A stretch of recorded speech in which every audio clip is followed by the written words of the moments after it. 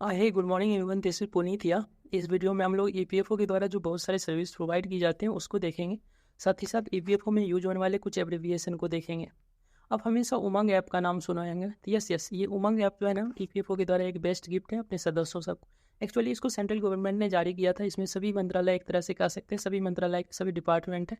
इसमें जो है ना, इस ऐप में जाकर के रजिस्ट्रेशन करके सदस्य जो है ना ईपीएफओ को सर्च करेगा, और ईपीएफओ सर्च होने के बाद एक तरह से सदस्य को मिलने वाली सभी जानकारी जो है ना वहाँ पे मिल जाते हैं। जैसे क्लेम करना हो गया, अपना पासबुक डाउनलोड करना हो गया, ग्रीवेंस डालना हो गया, सदस्य उमंग ऐप में जाकर के कर सकते हैं।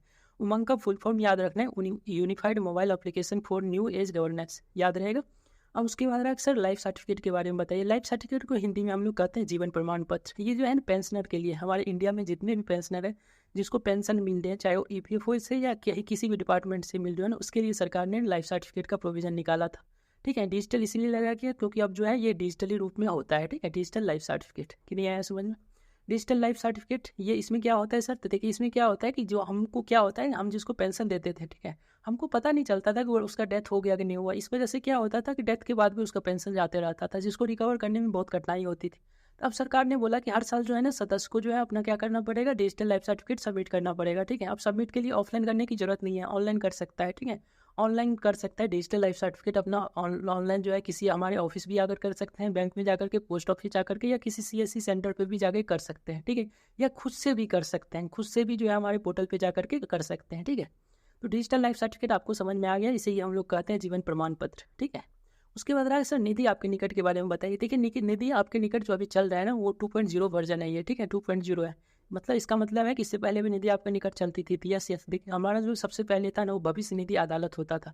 उसी को 2015 में नाम चेंज करके निधि आपके निकट कर दिया गया था। जो तक चला था 2015 में, वो निधि आपके निकट चला था, जो फर्स्ट वर्जन था। अभी जो सेकंड वर्जन चला है वो जनवरी 2023 से चला है। और इस मंथ भी आप देखे होंगे कि जो है कल ही जो है लगा था ये निधि आपके निकट। ठीक है, हर महीने की 27 तारीख को लगते हैं, लेकिन अगर 27 तारीख को हॉलीडे रहेगा तो उसके नेक्स्ट डे, मतलब दैट मीन्स 28 तारीख को ये निधि आपके निकट लगता है। ठीक है, मतलब एक तरह से कह सकते हैं कि अगर हॉलीडे रहेगा तो नेक्स्ट वर्किंग डे में लगेगा ये। ठीक है, तो निधि आपके निकट में क्या होता है सर? तो वहाँ पे हम कोशिश करते हैं कि लोगों के बीच में जाकर के उनकी सुनवाई कर सकें, मतलब एक तरह से डिस्ट्रिक्ट में लगते हैं। और निधि आपके निकट में एक डीएनओ होता है, डिस्ट्रिक्ट नोडल ऑफिसर। ज़्यादातर देखा जाता है डीएनओ जो है एक ईओ बनता है। ठीक है, हमारा इन्फोर्समेंट ऑफिसर या अकाउंट ऑफिसर जो है ये एज ए डीएनओ बनते हैं, डिस्ट्रिक्ट नोडल ऑफिसर बनते हैं। निधि आपके निकट में वही हेड रहते हैं, और वो अपना जो है ग्रीवेंस का निपटारा करते हैं। उनके साथ साथ 2 सबॉर्डिनेट बॉडी भी रहते हैं, मतलब 2 और स्टाफ रहते हैं, 2-3 स्टाफ रहते हैं, वो सब निपटारा करते हैं और अपना रिपोर्ट जो है शाम के 6 बजे सबमिट करते हैं। ठीक है, ये सेंट्रलाइज लेवल पे चलता है, मतलब हमारे सेंटर के द्वारा मॉनिटरिंग किया जाता है निधि आपके निकट में कितने सारा क्लेम का निस्तारण हुआ, कितने सारा क्या हुआ। ठीक है, तो हर शाम को जो है ये लोग अपना रिपोर्ट पेश करते हैं कितना ग्रीवेंस का निपटारा किया गया। ठीक है, तो ये निधि आपके निकट। इसके साथ साथ हमारे ऑफिस में आप देखे होंगे एक पेंशन अदालत भी लगती है। तो ये हर मंथ के जो है 2021 में एक सर्कुलर ईपीएफओ ने जारी किया था। उसमें ईपीएफओ ने बताया था कि जो है पेंशन अदालत लगाने के लिए, तो उसमें ईपीएफओ ने बताया था 1 से लेकर 15 जनवरी, मतलब सॉरी 1 से लेकर 15 हर मंथ के 1 से लेकर फर्स्ट फोर्टनाइट में जो है पेंशन के लिए एक पेंशन अदालत लगाने के लिए हर ऑफिस में। ठीक है, तो ये जो है पेंशन अदालत, ये ज़्यादातर देखा जाता है कि 10 तारीख को लगाया जाता है। आप लोग अगर श्योर हो तो कमेंट सेक्शन में मुझे बताइए 10 तारीख को लगाना जरूरी होता है या फिर 1 से लेकर के 15 तक कभी भी हम लोग लगा सकते हैं पेंशन अदालत। ठीक है, अब रहा सर ग्रीवेंस के बारे में। तो देखिए ग्रीवेंस जो है ना, इसका क्या है, तो एक देखिए पीजीएसएस होते हैं, पब्लिक ग्रीवेंस हैंडलिंग सिस्टम। ये सभी ग्रीवेंस को मॉनिटरिंग करते हैं, पब्लिक ग्रीवेंस हैंडलिंग सिस्टम। इसका फुल फॉर्म याद रखिएगा, पीजीएसएस, पब्लिक ग्रीवेंस हैंडलिंग सिस्टम। ठीक है, पब्लिक ग्रीवेंस हैंडलिंग सिस्टम। इसी से 2 निकला है, एक ईपीएफआईजीएमएस और एक सीपीग्राम। ईपीएफआईजीएमएस समझ गए होंगे कि ये हमारे ऑफिस का पोर्टल है, क्योंकि ईपीएफ हो गया, आईजीएमएस हो गया, इंटरनेट ग्रीवेंस मैनेजमेंट सिस्टम। ठीक है, इंटरनेट ग्रीवेंस मैनेजमेंट सिस्टम। और एक सेंट्रल लेवल पे ग्रीवेंस सिस्टम सीपीग्राम। यहाँ दोनों पोर्टल पे जाकर के जो है सदस्य जो है ग्रीवेंस हमारे ऑफिस में डाल सकते हैं। सीपीग्राम का फुल फॉर्म याद रखिएगा, centralize public grievance redress and monitoring system. ठीक है, और भी बहुत सारा से हमारे पास ग्रीवेंस आते हैं, लेकिन जो मेनली जो है इसी दोनों से ग्रीवेंस आते हैं, जिसका निपटारा हम लोग करते हैं, लोगों की शिकायत का निपटारा करते हैं। इसमें डीपीजी का भी नाम याद रखिएगा, डायरेक्टरेट ऑफ पब्लिक ग्रीवेंस, और सीएसडी जो है कस्टमर सर्विस डिवीजन का नाम याद रखिएगा। इस दोनों से के माध्यम से ही हमारे पास जो है और भी बहुत जगह से ग्रीवेंस आते हैं, लेकिन दोनों का जो मेन है वो है सीपीग्राम और ईपीएफआईजीएमएस। ठीक है, लाइफ सर्टिफिकेट मैंने बता दिया। अब एबीआरवाई देखिए। ठीक है, एबीआरवाई आत्मनिर्भर भारत रोजगार योजना, ये ज़्यादातर आप अपने ऑफिस में देखेंगे तो कंप्लाइंस और डैमेज सेक्शन सब में इसकी बात देखे होंगे एबीआरवाई के बारे में। तो आत्मनिर्भर भारत रोजगार योजना इसका नाम है। सरकार ने कहा था कि कोविड के दौरान जो है ना, कोविड के दौरान सरकार ने कहा था कि 24 मंथ तक जो है हम सदस्य का भी कंट्रीब्यूशन 12% और कंपनी वाले का भी कंट्रीब्यूशन का जो 12% है, सरकार ने बोला था हम भरेंगे, ठीक है। इसके लिए सरकार ने कुछ एलिजिबिलिटी भी निकाला था, योग्यता भी निकाला था, किसी लोगों को देंगे हम, ठीक है। कहा गया था सरकार ने कि 1 अक्टूबर 2020 के बाद 31 मार्च 2022 तक के बीच में जो भी सदस्य नया सदस्य जुड़ा है ना, उस लोग को देंगे। पहले तो जून 2021 बोला गया था, लेकिन बाद में उसको 31 मार्च 2022 कर दिया गया कि इस बीच में अगर कोई एम्प्लॉय जो है किसी कंपनी में ज्वाइन किया है तो उसका सरकार जो है सदस्य का भी और एम्प्लॉयर का भी जो कंट्रीब्यूशन होता है वो सरकार भरेंगे, ठीक है। इसका कुछ फ्रॉड किया गया, इसीलिए इसमें आप ज़्यादातर केस देखे होंगे कि डिसेबलमेंट वाला केस, मतलब सभी के यूएन को डिसेबल्ड कर दिया गया, ठीक है। ज़्यादातर ऐसा केस देखने को मिलता है। तो ये भी आर हुआ है, आपको आई थिंक समझ में आ गया होगा। अब आगे सर, श्रम सुविधा पोर्टल का नाम हमेशा सुनते हैं। तो देखिए, श्रम सुविधा पोर्टल जो है ना, ये जो है एक तरह से कह सकते हैं कि 4 ऑर्गेनाइजेशन को इसमें जो है श्रम सुविधा पोर्टल में ऐड किया गया। जैसे हमारा एक ईपीएफ हो गया, एक ईएसआईसी हो गया, इसी तरह एक माइन का डिपार्टमेंट हो गया, तो ये सभी, एक लेबर का हो गया। तो ये सभी ऑर्गेनाइजेशन सबको ये श्रम सुविधा पोर्टल पे लाया गया। इसमें जो है एक लीन नंबर दिया जाता है। एक तरह से कहिए ना सर कि मतलब लेबर ऑर्गेनाइजेशन से रिलेटेड जितने भी एक तरह से कंपनी सब है ना, उस सबको एक पोर्टल पे ला करके उसको एक यूनिक आइडेंटिफिकेशन नंबर दिया गया, ठीक है, जिसे लीन बोला जाता है, लेबर आइडेंटिफिकेशन नंबर, ठीक है। श्रम सुविधा पोर्टल के द्वारा कोई भी सदस्य जो है, कोई भी कंपनी वाला, सॉरी सदस्य नहीं, कोई भी कंपनी वाला जो है अपना जो है वहाँ पे एक आइडेंटिफिकेशन नंबर, वहाँ से अपना पीएफ नंबर, सब बहुत सारा चीज़ सबमिट भी कर सकते हैं, ठीक है। ये 16 अक्टूबर 2014 को श्रम सुविधा पोर्टल लागू हुआ था, ठीक है, लॉन्च हुआ था, सॉरी, ठीक है।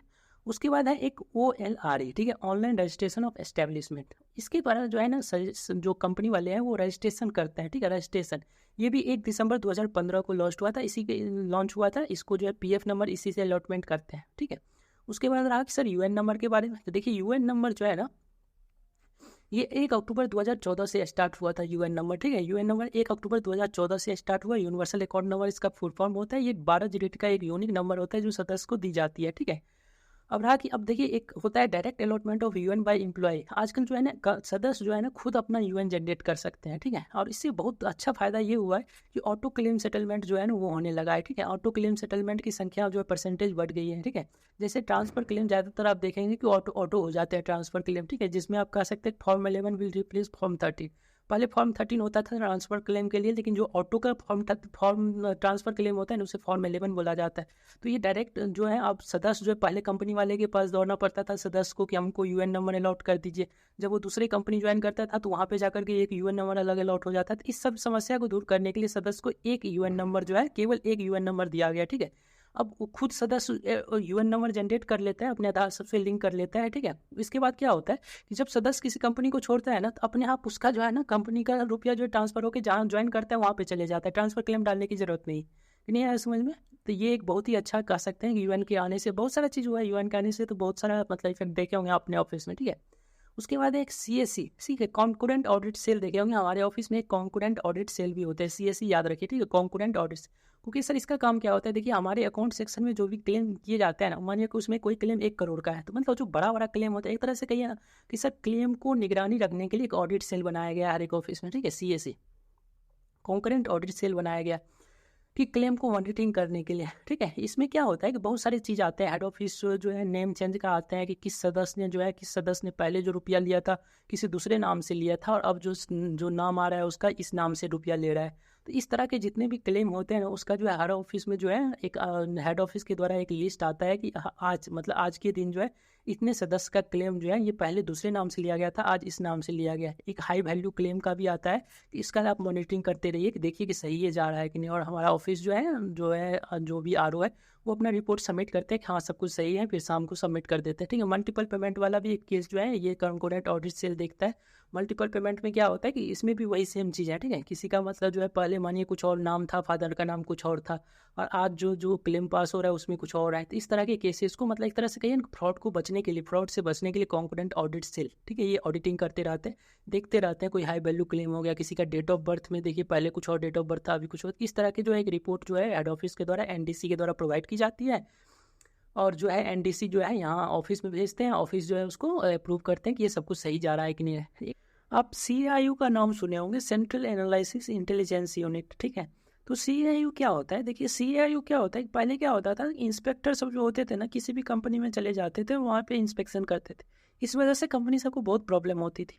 तो जो है ना इसमें जो है ना अब देखिए CAIU में क्या होता है, कोई कंपनी मानिए ड्यूज नहीं दिया, ठीक है, जैसे मानिए कोई ड्यूज जो है मतलब उसमें भी एक AB होते हैं, तो मानिए कुछ ड्यूज अगर नहीं दिए, 2 महीना नहीं दिए, 4 महीना नहीं दिए ना, तो उनको जो है ना पहले ऊपर वाले को पता चल जाता है, ऑफिस को, हेड ऑफिस को पता चल जाता है। तो वो जो है एक इंस्पेक्शन के लिए एक रिपोर्ट देते हैं, इसके द्वारा CAIU के द्वारा जो है एक रिपोर्ट देते हैं, भेजते हैं ऑफिस को, हर एक ऑफिस को, RO को भेजते हैं कि जो है इसका ड्यूज नहीं आ रहा है, ठीक है। तो इस वजह से जो है अब एक इंटीमेशन मतलब उसके बाद RPFC जो है इंस्पेक्टर को बोलते हैं कि आप इंस्पेक्शन करने के लिए जाइए, ठीक है। तो ये कह सकते हैं कि सर इंस्पेक्शन के लिए बनाया गया था, ठीक है, CAIU central analysis intelligence unit. अगर किसी का भी कोई कंप्लेन आता है तो उसके बाद जो है इंस्पेक्शन के लिए बोला जाता है CAIU के थ्रू से, ठीक है। अगर और भी कुछ परमिशन देते हैं इंस्पेक्टर को RPFC, तो उसके द्वारा जो है कंपनी में इंस्पेक्शन करने के लिए जाते हैं, सेंट्रल एनालिसिस इंटेलिजेंस यूनिट याद रखना है, ठीक है। उसके बाद ECR का नाम हमेशा आप सुने होंगे कि जो है कंपनी वाले जो है हर मंथ जो है अपना ECR भरते हैं, इलेक्ट्रॉनिक चालान कम रिटर्न इसे बोला जाता है। देखिए ECR का आने से ना बहुत ही बेस्ट चीज़ हो गया कि अब जो है ना कोई भी कंपनी वाला जो है ना कितना आसान हो गया। पहले कंपनी वाला को फॉर्म 5 जमा करना पड़ता था, form 10, form 3A, form 6A, form 12A, ये सब जमा करना पड़ता था। मैंने आपको सबके बारे में बताया अपने वीडियो में, ठीक है। अब जो है ना कंपनी वाला सब एक ही इलेक्ट्रॉनिक चालान जो है इलेक्ट्रॉनिक चालान जमा कर देते हैं कि क्या सब हुआ, कितना कंट्रीब्यूशन किसको गया, इस महीना कितना एम्प्लॉय थे, सब कुछ इसमें जारी हो जाता है। ये हर मंथ जो है कंपनी वाले जमा करते हैं ECR, ठीक है। उसके बाद इनऑपरेटिव अकाउंट का नाम आप हमेशा सुने होंगे, एक इनऑपरेटिव अकाउंट भी होते हैं। देखिए हमारे ऑफिस में क्या होता है कि जितने भी PF अकाउंट है, ठीक है, PF का जितने भी अकाउंट है ना, अगर उसमें 3 साल तक कंट्रीब्यूशन नहीं आते हैं ना, 3 साल तक मानिए कोई भी कंट्रीब्यूशन नहीं आया, तब जो है ना वो इनऑपरेटिव हो जाते हैं अकाउंट, ठीक है, इनऑपरेटिव हो जाते हैं, ठीक है। लेकिन ऐसा नहीं है कि हम लोग जो है उस पर इंटरेस्ट नहीं देते, इंटरेस्ट हम लोग 58 साल तक देते हैं, ये ध्यान रखिएगा, ठीक है। ये इंटरेस्ट जो है हम लोग 58 साल तक देते हैं, 58 साल तक जब तक वो अपना PF का अमाउंट रखा हुआ है, 58 साल तक हम उसको इंटरेस्ट देंगे। इनऑपरेटिव अकाउंट के बारे में बस इतना याद रखिए। एक OTCP होता है, ऑनलाइन ट्रांसफर क्लेम पोर्टल, ठीक है, इसके बारे में मैंने आपको बताया है कि देखिए नहीं बताया इसके बारे में। ऑनलाइन ट्रांसफर क्लेम पोर्टल ये क्या होता है, एक बहुत ही अच्छा चीज़ है। देखिए ठीक क्या है ना, मतलब ये जो है इसमें जो है ना कंपनी वाले को एक दिया गया ये OTCT का जो है पावर जो है, इसमें कंपनी वाला क्या करते हैं कि मतलब कोई भी सदस्य अपना ट्रांसफ़र कराना चाहता हो ना, एक जगह से दूसरी जगह ट्रांसफ़र कराना चाहता हो ना, तो जो है इसके थ्रू जो है ना ऑनलाइन ट्रांसफर क्लेम पोर्टल के थ्रू इसमें जो है डिजिटल सिग्नेचर का भी जरूरत होता है, digital sign required for the किसके द्वारा, ऑथराइज रजिस्ट्री के द्वारा कंपनी के जो है कोई भी पास्ट वाला या प्रेजेंट वाला वहाँ से जो है अपने ट्रांसफर क्लेम कर सकते हैं। ऑनलाइन ट्रांसफर क्लेम पोर्टल, इस पोर्टल के द्वारा कोई कंपनी वाला जो है किसी सदस्य का क्लेम ट्रांसफर क्लेम जो है कर सकते हैं, ठीक है। ट्रांसफर क्लेम यहाँ से वहाँ, जब कोई कंपनी एक जगह से दूसरी जगह जाता है, ट्रांसफर क्लेम चल से इस तरह से ऑथराइज ऑफिसर जो है वहाँ की कंपनी के जो ऑथराइज ऑफिसर होते हैं वो मतलब इसको अप्रूव करके दूसरे जहाँ पे ट्रांसफर करना है वहाँ पे भेज देते हैं, ठीक है। तो ये ध्यान रखना है। उसके बाद सर्टिफिकेट ऑफ कवरेज का नाम आप सुने होंगे, COC, ठीक है, ये भी हमारे ऑनलाइन पोर्टल पे उपलब्ध है। COC के द्वारा जो है कोई भी जो हमारा इंटरनेशनल वर्कर है वो अपना सर्टिफिकेट ऑफ कवरेज ले सकते हैं, ठीक है। उसके बाद है online payment of PF dues, ठीक है। अब देखिए ये क्या होता है कि हमारा जो PF ड्यूज कंपनी वाला जमा करता है ना, PF का जितना भी रुपया जमा करता है उसके लिए हमारे 10 बैंक से टाइप है, जिसमें जो है कंपनी वाला जो है अपना जितना जितना कंट्रीब्यूशन है सब डाल देते हैं। मतलब अकाउंट 2 में जितना रुपया एडमिनिस्ट्रेटिव चार्ज के रूप में उसमें डाल देते हैं, PF में जितना, पेंशन में, ये सब जो है अकाउंट में डाल देते हैं। इसके लिए 10 बैंक से हमारा टाइप है, ठीक है, जिसमें आप SBI भी आते हैं, ठीक है। तो 10 बैंक से हमारा टाइप है, ये याद रखिए। हम लोग मिस कॉल सर्विस भी प्रोवाइड करते हैं। मिस कॉल के लिए ये नंबर दिया गया है जिसमें जो है सदस्य जो है वो मिस कॉल डाल करके अपना PF बैलेंस सब चेक कर सकते हैं। ई कोर्ट मैनेजमेंट सिस्टम जो है, ई कोर्ट मैनेजमेंट मतलब कोई भी प्रॉब्लम होती है किसी को सदस्य को या फिर कंपनी वाले को, तो उसके लिए ई कोर्ट मैनेजमेंट सिस्टम भी आया है जिसके द्वारा जो है ऑनलाइन पोर्टल से जो है मैनेजमेंट किया जाता है। 2017 से आया है। ई नॉमिनेशन का नाम आप सुने होंगे कि मतलब आजकल तो ये बहुत जोरों शोरों पे चल रहा है ई नॉमिनेशन। ई नॉमिनेशन में क्या होता है, अपने नॉमिनी का जो है इलेक्ट्रॉनिक माध्यम से अपने नॉमिनी, एक तरह से कहिए कि नॉमिनी जो सर्टिफिकेट पहले देना पड़ता था कि कौन कौन नॉमिनी होगा, फॉर्म 2, वो भी अब ऑनलाइन हो गया कि आप अपना नॉमिनी जिसको बनाना चाहते हैं आप जब देखिए हमारा मेंबर प्रोफाइल जो है ना, हमारा EPFO पे जाकर मेंबर प्रोफाइल में जाकर देखिए, सबसे पहले उसका एक पॉपअप मैसेज आता है कि आप अपना नॉमिनी जो है अपना डालिए, ठीक है। तो वहाँ पे जाकर के अपना नॉमिनी डाल लेता है सदस्य, कि सदस्य को कौन कौन नॉमिनी है वो सब डाल सकता है ऑनलाइन, ठीक है। हर जगह हमारे हर पोर्टल पे जाकर के वहाँ पे एक पॉपअप मैसेज आता है, अपना नॉमिनेशन करवाइए इलेक्ट्रॉनिकली, ठीक है।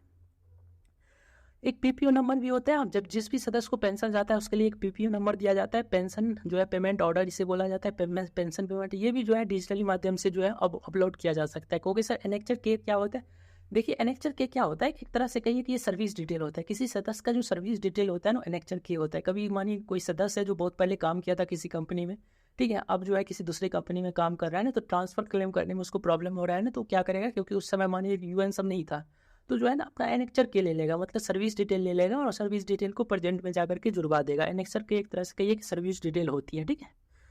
इसके बाद जो है हमारा कुछ एब्रीविएशन है, जैसे अपार का फुल फॉर्म पूछेगा तो याद रखिएगा annual performance and assessment report होता है। आरआरसी का फुल फॉर्म तो कहिएगा रिवेन्यू रिकवरी सर्टिफिकेट होता है।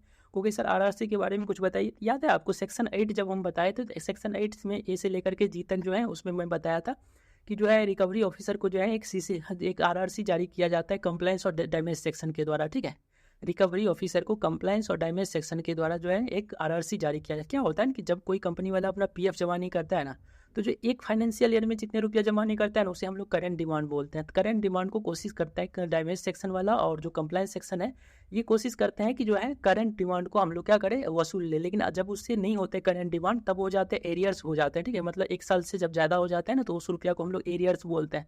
तो जब कोई रुपया एरियर्स हो जाता है ना तब क्या करते हैं कंप्लायंस सेक्शन और डैमेज सेक्शन जो है आरआरसी देते हैं, रिकवरी सेक्शन में चले जाते हैं और रिकवरी सेक्शन में रिकवरी ऑफिसर को एक सर्टिफिकेट देते हैं जिसे बोलते हैं रिवेन्यू रिकवरी सर्टिफिकेट। इलेक्ट्रॉनिक चलाने के बारे में मैंने बता दिया।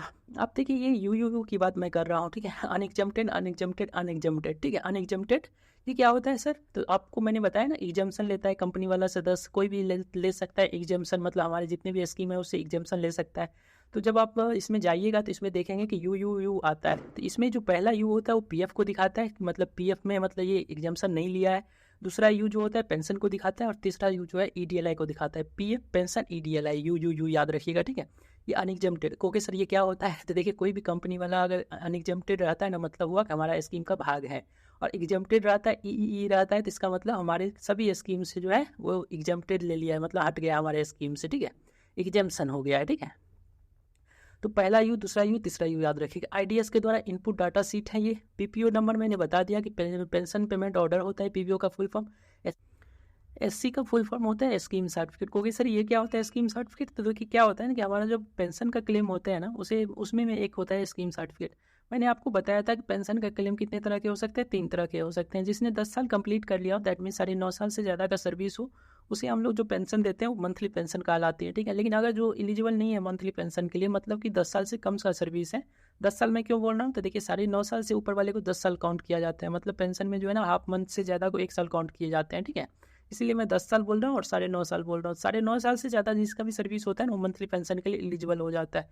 कुछ लोग क्या करते हैं 2 साल ही काम किया, उन्होंने टेंसी पेंशन का रुपया निकाल लिया, तब उस केस में हम लोग टेंसी देते हैं। लेकिन कुछ लोग क्या करते हैं वो अपना रुपया नहीं लेकर के एक सर्टिफिकेट ले लेते हैं। ठीक है, 2 साल का रुपया नहीं लेकर के एक सर्टिफिकेट ले लेते हैं और उसको हम लोग बोलते हैं स्कीम सर्टिफिकेट। क्योंकि सर इसका क्या काम कराएगा, इसका काम ये आएगा कि इन फ्यूचर में अगर वो कभी दूसरे जगह काम करता है, वहाँ पे मानिए 8 साल कर लिया और 2 साल यहाँ तक, ये सर्टिफिकेट वहाँ जमा कर देगा जिससे उसका 10 साल का सर्विस हो जाएगा। मतलब स्कीम सर्टिफिकेट एक पेंशन का डिटेल रहता है कितना से कितना इन्होंने काम किया है। उसके बाद एनसीपी होता है नॉन कंट्रीब्यूटरी पीरियड। मतलब इसमें क्या होता है जिस दिन सदस्य का रुपया नहीं आया, जिस मंथ में मानिए कुछ मंथ ऐसा था जिसमें वो नॉन कंट्रीब्यूटरी चला है, तो उसको हम लोग बोलते हैं नॉन कंट्रीब्यूटरी, मतलब उस दिन का कंट्रीब्यूशन नहीं आया तो उसे एनसीपी हम लोग बोलते हैं, NCP days non contributory period. PGSS का फुल फॉर्म मैंने बता दिया, ईपीएफआई जीएमएस का फुल फॉर्म मैंने बता दिया, सीपी ग्राम का फुल फॉर्म हमने बता दिया। उसके बाद है मैप। तो मैप क्या होता है, मैनुअल ऑफ अकाउंटिंग प्रोसीड्यूर, इसके बारे में बहुत सारा वीडियो भी मैंने बना दिया। वीडीआर आप जानते हैं, वीडीआर का फुल फॉर्म होता है वैल्यूएबल डॉक्यूमेंट रजिस्टर। ठीक है, सीओसी सर्टिफिकेट ऑफ कवरेज मैंने बता दिया। जीएफआर का मतलब होता है जनरल फाइनेंशियल रूल। एनईसी का मतलब होता है नॉन एम्प्लॉयमेंट सर्टिफिकेट। ये एक तरह से कहिए कि नॉन एम्प्लॉयमेंट सर्टिफिकेट ये फॉर्म 11 होता है। ठीक है, हम लोग कभी मांगते हैं किसी सदस्य से कि आप बताइए और किसी जगह काम किया है कि नहीं किया है, तो नॉन एम्प्लॉयमेंट सर्टिफिकेट देने के लिए। ठीक है, एनईसी।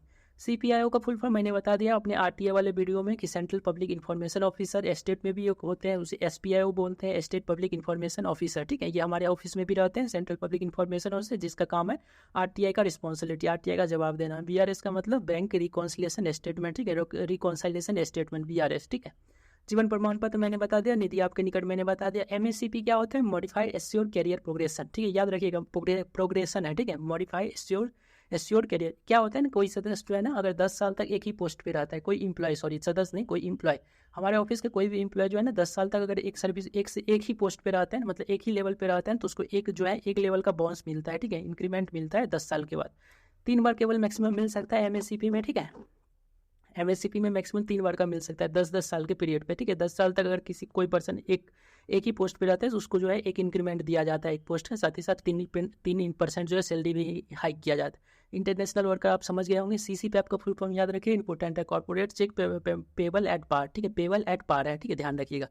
ईडीपी आप हमारे ऑफिस में देखे होंगे, एक ईडीपी होता है electronic data processing electronic data processing, ठीक है। पीआरओ का नाम आप सुने होंगे, पब्लिक रिलेशन ऑफिसर हमारे ऑफिस में पीआरओ होते हैं, जो पब्लिक से इंटरेक्ट होते हैं, ठीक है, जो हमारे बेस लेवल पे रहते हैं, ठीक है। हमारे नीचे ऑफिस के नीचे में रहते हैं पीआरओ सेक्शन, ठीक है, जहाँ पे पब्लिक का जो है ग्रीवेंस सुना जाता है। NDC national data centre, data को ये कंट्रोल करता है हमारे ऑफिस के नेशनल डाटा सेंटर। जैसे अभी मैं CAIU की बात कर रहा था, तो उसी के द्वारा ये सब प्रोवाइड की जाती है कि कौन सा क्लेम हो रहा है, क्या हो रहा है, कैसे क्या चल रहा है। NATRS, जिसके द्वारा हम लोग को ट्रेनिंग प्रोवाइड किया जाता है, national academy for training and research in social security, ठीक है, ये याद रखिएगा, इंपॉर्टेंट है, ठीक है। OB और CB का मतलब opening balance and closing balance होता है। अकाउंट सेक्शन में काम करेंगे तो आपको पता होगा।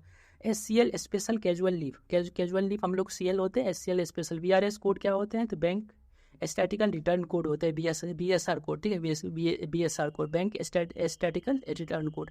SFC क्या होता है, surviving family member certificate, not so much important. PD का मतलब पीनल डैमेज, जो हम लोग याद होगा डैमेज लेते हैं 14B के द्वारा, सेक्शन 14B के द्वारा, तो डैमेज पीनल डैमेज बोलते हैं उसे हम लोग।